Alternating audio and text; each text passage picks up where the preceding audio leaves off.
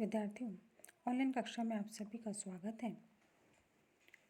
आज हम बीए प्रथम वर्ष के प्रथम प्रश्न पत्र के अंतर्गत रघुवंशम महाकाव्य का जो श्लोक व्याख्या कार्य हमने प्रारंभ कर रखा था, इसी क्रम को आगे बढ़ा रहे हैं। विद्यार्थियों, रघुवंशम महाकाव्य के प्रथम सर्ग के नायक राजा दिलीप हैं और महाकवि कालिदास राजा दिलीप के चारित्रिक विशेषताओं का एक एक श्लोक में उल्लेख कर रहे हैं। इसी श्रृंखला में अगला श्लोक है श्लोक संख्या 22।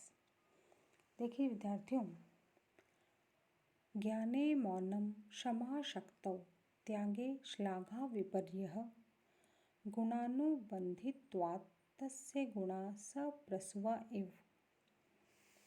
राजा दिलीप के लिए महाकवि कालिदास इस प्रकार से कह रहे हैं कि ज्ञानी होने पर भी राजा दिलीप कैसे थे? मौन थे, शांत रहते थे, अर्थात उन्हें ज्ञान का अभिमान नहीं था। उन्हें किंचित मात्र भी अपनी विद्वत्ता पर कोई अभिमान नहीं था। शक्तिशाली होने पर भी वो क्षमाशील रहते थे, अर्थात उनके पास चतुरंगनी सेना थी, स्वयं विशाल शारीरिक संगठन के स्वामी थे, दैदीप्यमान उनका व्यक्तित्व था, लेकिन इतने शक्ति संपन्न होने पर भी वो कैसे थे? अपने व्यवहार से क्षमाशील थे। शक्तिशाली होने का मतलब ये नहीं है कि हम दूसरे की स्वतंत्रता का हनन कर लें या दूसरे पर अनावश्यक रूप से अधिकार कर लें, अपनी शक्ति का प्रदर्शन करें। अपितु शक्तिशाली होने का सही मायने में अर्थ यह है कि उसमें क्षमाशीलता होनी चाहिए। तो इस प्रकार से राजा दिलीप शक्तिशाली होने पर भी क्षमाशील ही बने रहते थे और उनके पास में प्रचुर धनराशि थी, तो फिर भी दानी होने पर भी उन्हें किसी प्रशंसा की इच्छा नहीं थी। प्रजाजनों की भलाई के लिए कई कार्य करते थे। जिनको आवश्यकता थी उनके लिए प्रत्येक वस्तु का हर समय दान करने को तैयार रहते थे, लेकिन उसके विपरीत उन्हें किसी प्रकार की कोई बड़ाई की, कोई प्रशंसा की, किसी प्रसिद्धि की इच्छा नहीं थी। तो इस प्रकार से ये सारे गुण अपने अपने विरोधी गुणों के साथ रहते हुए राजा दिलीप में सहोदर भाई की तरह ही निवास करते थे। कहने का तात्पर्य क्या है कि राजा दिलीप में विरोधी गुण भी आपस में बिना किसी विरोध के विद्यमान थे। तो श्लोक में ये बताया है कवि कालिदास ने कि राजा दिलीप में परस्पर विरोध रखने वाले गुणों का साहचर्य था। तो ऐसे व्यक्तित्व के धनी महाराज दिलीप थे, जो कि रघुवंश के प्रथम सर्ग के नायक हैं।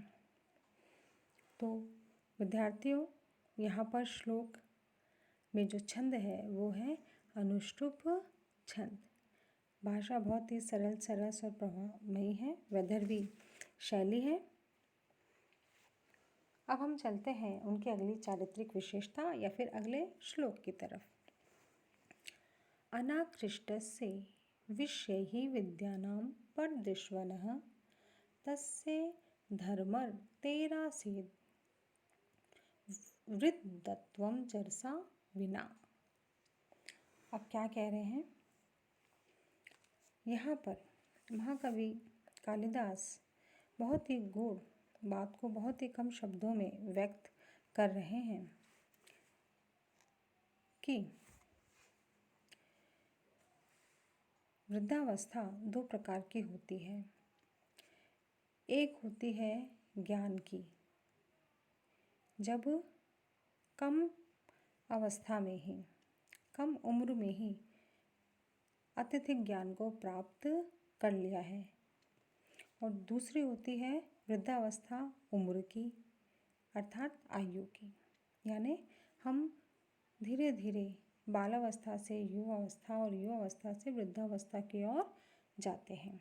तो इस प्रकार से 2 प्रकार की वृद्धावस्थाओं में राजा दिलीप ज्ञानवृद्ध पुरुष थे।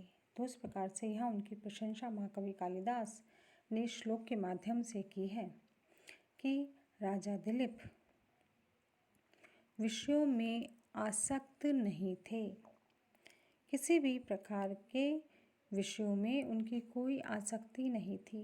वो उनका उपयोग करते थे, किंतु बिना किसी स्वार्थ भावना के वो उन विषयों से दूर ही रहते थे। समस्त विद्याओं में वो पारंगत थे। धर्म, वो उनका शरीर स्वयं ही साक्षात धर्म ही था। धर्म में उनकी अत्यधिक रुचि थी। हर कार्य को धर्म के अनुकूल, यानी जो उचित है, जो सही है, उस कार्य को करने में वो समर्थ थे। तो इस प्रकार से राजा दिलीप आयु वाले वृद्ध नहीं थे, अपितु ज्ञानवृद्ध, विद्यावृद्ध पुरुष के रूप में थे। अर्थात वृद्धावस्था में, प्रौढ़ावस्था में जो ज्ञान एक मनुष्य को होता है, वो सारा ज्ञान, वो सारी कलाएं, वो सारी विद्याएं राजा दिलीप ने बहुत ही कम युवावस्था की आयु में ही प्राप्त कर ली थी। इसलिए राजा दिलीप वयोवृद्ध न होकर के विद्या वृद्ध थे। तो इस प्रकार से विद्यार्थियों, यहाँ पर महाराज दिलीप के ज्ञान की प्रशंसा की है। श्लोक में अनुष्टुप छंद है, भाषा सरल है, सरस है और प्रवाहमयी है। अब हम चलते हैं अगले श्लोक की तरफ। प्रजानाम विनयात् धानात् शनात् भरणातपि स पिता पितरः तासाम केवलम जन्म हेतवः। बहुत ही सुंदर श्लोक है छात्रों। राजा दिलीप का प्रजा के प्रति क्या व्यवहार था?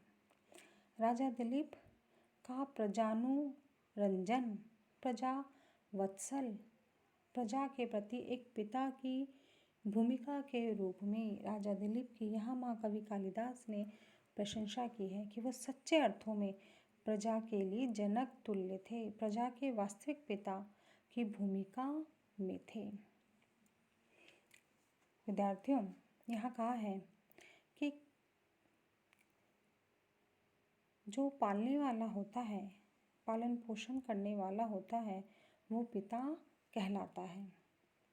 इसी विशेषता का उल्लेख इस श्लोक में महाकवि कालिदास ने किया है कि राजा दिलीप प्रजाओं को शिक्षा प्रदान करने के कारण, प्रजाओं की भलाई करने के कारण, उनकी रक्षा करने के कारण और उनका प्रत्येक क्षण पालन पोषण करने के कारण अपने पूरे सामर्थ्य से, अपने पूरे हृदय की, मन की भावना से एक पिता के समान प्रजाजनों